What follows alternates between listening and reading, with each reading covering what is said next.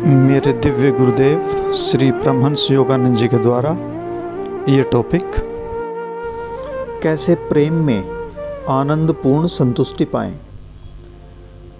जैसे पति पत्नी के बीच निष्ठा एवं प्रेम धीरे धीरे मन को यौन स्तर की सीमा से मुक्त करते हैं और उसे दिव्य प्रेम के स्तर तक उठा लेते हैं। जब यौन से दिव्य प्रेम उत्पन्न होता है, वह सर्वोच्च प्रेम यौन की भूख को सुंदरतम मानवीय संबंधों में पुरस्कृत कर देता है। केवल यौन तृप्ति हृदय को संतुष्ट नहीं करती। बिना वास्तविक प्रेम के हृदय खोखला रहेगा। परंतु यदि स्त्री एवं पुरुष निष्ठापूर्वक वैवाहिक संबंधों में उस प्रेम के सहभागी बने जो प्रेम आत्मा में रहता है, वे आनंदपूर्ण संतुष्टि को पाएंगे। व्यक्ति इस संतुष्टि को ईश्वर के पूर्ण प्रेम में भी पा सकता है तथा कहीं अधिक मात्रा में। बहुत सारे संतों ने विवाह किया ही नहीं, अनेक महानतम संतों ने विवाह नहीं किया, क्योंकि उन्होंने ईश्वरीय संपर्क में महानतम परम आनंद पाया। जो व्यक्ति जानता है कि प्रसन्नता सर्वोच्च लक्ष्य है और जो ईश्वर में प्रसन्नता को खोजता है, वह ज्ञान के मार्ग का अनुसरण करता है। मनुष्य इस संसार में हजारों बुराइयों के कारण है। यद्यपि मैं मनुष्य का उल्लेख बुराई के रूप में नहीं करता, यह कहना कि वह गलती पर है अधिक अच्छा है। ये इंद्रियां ही हैं जो कि किसी को बुरी आदतों की ओर पथभ्रष्ट करती हैं। अपनी इंद्रियों के बंधन में न पड़ें। आपके स्वास्थ्य और शांति के नष्ट होने तक इनका दुरुपयोग करते रहने का क्या लाभ है। इसे रोकने में आपकी सहायता करने हेतु धर्म को आत्मसंयम एवं संतुलन के शाश्वत नियम को सीखना चाहिए, जिनके द्वारा आप इंद्रियायिक वृत्तियों पर विजय पा सकते हैं। उदाहरण के लिए स्वाद की इंद्रिय को लीजिए, यानी कि जीभ के टेस्ट को। आपको लोभ का दास नहीं बनना चाहिए, क्योंकि ज़्यादा भोजन करना आपके तंत्र को हानि पहुंचाएगा। कुछ लोग किसी भी समय जब भी वे भोजन के निकट होते हैं, बस भोजन को खाते रहते हैं। परंतु सभी प्रकार के रोग ज़्यादा भोजन और भोजन की अनुचित आदतों से उत्पन्न होते हैं। जब मैं सांख्य दर्शन के विषय में बोल रहा हूँ, जो कि क्यों मतलब कारणों के विषय में स्पष्ट करता है। सांख्य योग का दर्शन किसी भी कारण के किसी भी विषय के कारणों को स्पष्ट करता है।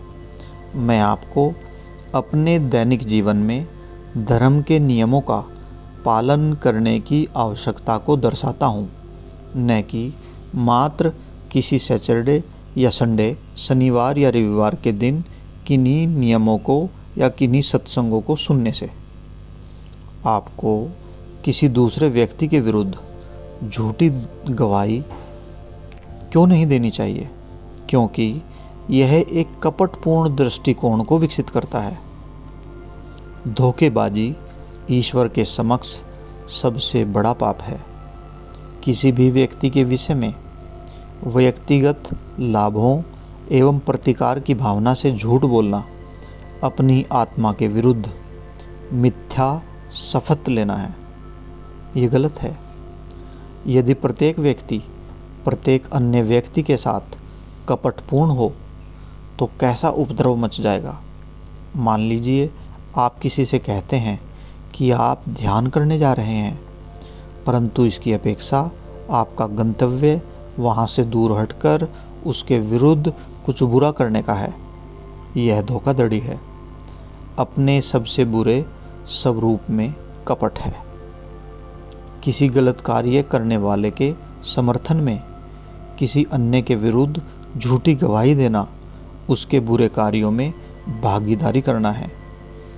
यह आपके अंदर में विकट भावनात्मक एवं मानसिक विषाद को पैदा कर देता है।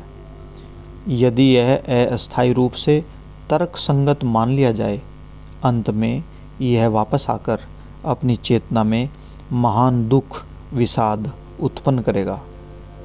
किसी दूसरे की संपत्ति की लालसा करना व्यक्ति का अपने लिए दुखों को आकर्षित करना है, क्योंकि जो आप किसी को देंगे उसे आप स्वयं अपने लिए पुनः आकर्षित करेंगे। प्रेम एवं निस्वार्थता दें तथा आप प्रेम और निस्वार्थता ही पाएंगे, परंतु लोभ, स्वार्थता, ईर्ष्या प्रकट करें और आप किसी रूप में इन्हें आकर्षित करेंगे। और आपको चोरी नहीं करनी चाहिए। सोचें कि यह विश्व कैसा होगा यदि प्रत्येक व्यक्ति लूटमार से जिएगा। गंभीरतम अपराध किए जाएंगे। चोरी किए सामान को पुनः पाने और अपनी संपदा की सुरक्षा हेतु हत्याएं एवं अनैतिक लड़ाइयाँ होंगी। चोरी करना एक समाज विरोधी अपराध है जो दूसरे को अपने अधिकारों से वंचित करता है। यह अस्तित्व के नियमों के विरुद्ध है तथा समाज के पास अनुचित कार्य करने वालों से निपटने के लिए साधन एवं जानकारी नहीं है। जब चोरों को जेल में बंद कर दिया जाता है तो वे अपनी बुरी आदतों में और दृढ़ हो जाते हैं तथा वे अन्य अपराधियों से मिलकर नई अनुचित आदतें भी ग्रहण कर लेते हैं। यदि ऐसा होता है तो वे जब छूटकर बाहर निकलते हैं तो पहले से भी अधिक बुरे होकर निकलते हैं। एक युवक जो मेरे विद्यार्थियों में से एक का पुत्र था, चोरी करने के कारण जेल में भेज दिया गया था। जब मैं उसे देखने गया, वह तिरस्कारपूर्ण बोला, ओह, एक और उपदेशक, चलिए आप ही मुझे उपदेश दीजिए। मैंने कहा, इतना आश्वस्त भी न हो, हम दिल से दिल की बात क्यों न कर सकते हैं। ठीक है, वह सहमत हो गया। मैं तुम्हें अपना पक्ष बताता हूँ। मेरे पिताजी बहुत धनी थे, परंतु छल योजना से एक अन्य व्यक्ति ने उनसे सारी संपत्ति हथिया ली। मैं उस व्यक्ति के पास गया और उसे सहायता करने के लिए कहा, जिससे मैं अपने परिवार की सहायता कर सकूं। वह जानता था कि सच में उसने धन मेरे पिता से चुराया था, परंतु ऐसा होने पर भी उसने न तो मेरी सहायता की और न ही मुझे नौकरी दी। इसलिए मैंने निर्णय कर लिया कि मैं इस प्रकार ईमानदार समाज का भाग नहीं बनूंगा। 2 सप्ताह में मैंने 17 लूटमार की, परंतु प्रत्येक डकैती मैंने इस आशय से की कि मैं धन वापस कर दूंगा।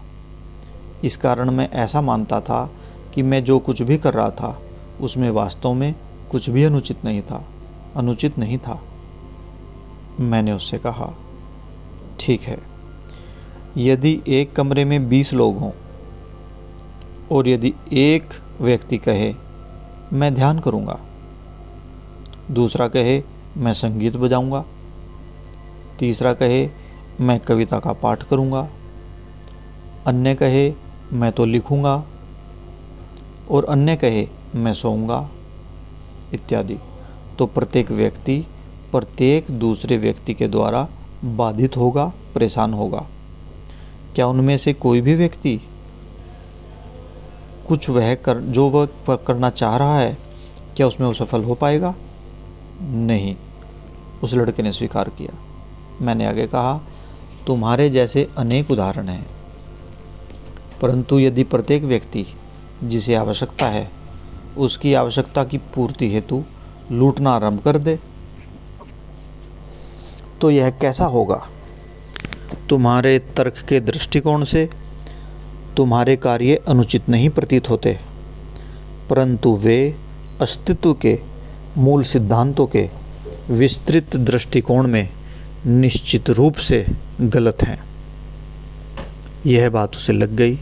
मैं कहता गया, तुम्हारे अपने परिवार की सहायता करने की इच्छा प्रशंसनीय थी, परंतु उनके लिए अच्छा करने की अपेक्षा आप कहीं अधिक उनके दुख का कारण बने। आप अपने प्रयासों में असफल रहे क्योंकि आपने अनुचित उपायों का प्रयोग किया। वह रोने लगा। थोड़ी देर बाद सौभाग्यवश उसने प्रतिज्ञा मुक्ति यानी कि पेरोल प्राप्त कर लिया।